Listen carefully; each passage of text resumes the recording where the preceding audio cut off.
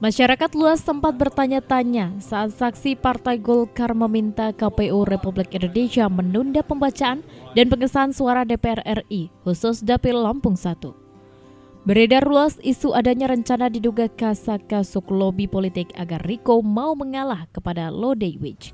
Namun setelah 2 hari ditunda dan disahkan, nama Riko Menoza mantap tetap berada di posisi 1 dan berhak atas 1 kursi DPR RI.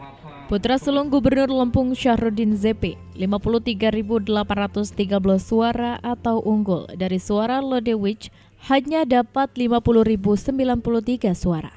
Riko merasa sangat bersyukur atas perolehan suara ini. Ini karena Dapil Lampung 1 merupakan dapil paling sulit dan sangat ketat. Riko menambahkan, proses rekapitulasi suara di tingkat KPU RI masih terus berlangsung dan akan diputuskan pada 20 Maret mendatang.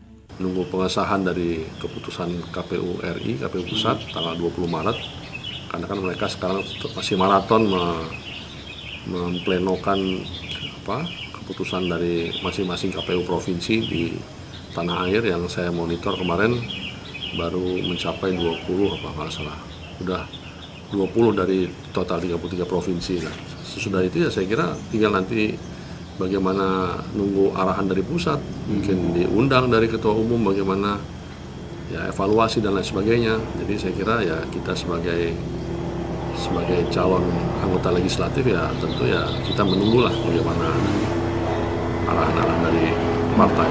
Saya melihat secara umum ya kita apresiasi karena kalau buat saya sepertinya baru pemilu tahun ini yang semua masyarakat bisa mengakses secara langsung melalui Sirekap itu, ya walaupun memang Sirekap bukan menjadi satu tolak ukur ke tingkat bagaimana perolehan suara masuk, tapi kan minimal kita bisa mengontrol lah, karena kan selain angka yang ditulis juga dilengkapi dengan C1 yang difoto. Ya, mudah-mudahan ini juga ikut membantu terutama tim-tim kami pada saat melengkapi data-data yang masuk dari masing-masing TPS.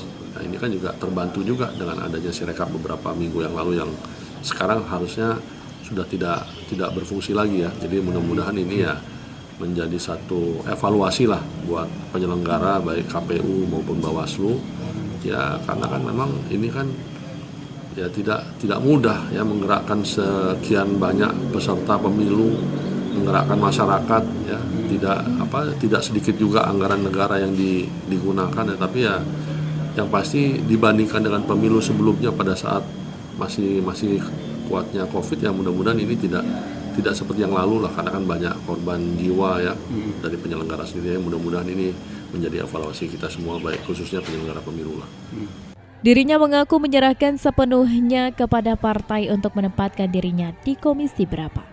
Namun jikalau harus berhadapan, dia menyatakan memiliki background pernah belajar di Akademi Kepolisian, maka tepat jika harus bicara masalah hukum di Komisi 3 atau Komisi 4 dengan prospek Lampung sebagai daerah pertanian dan perkebunan. Riko juga mengomentari terkait surat penugasan dari Golkar kepada dirinya untuk maju sebagai calon wali kota Bandar Lampung. Ia masih akan mencermati peraturan Pilkada 2024 secara pasti.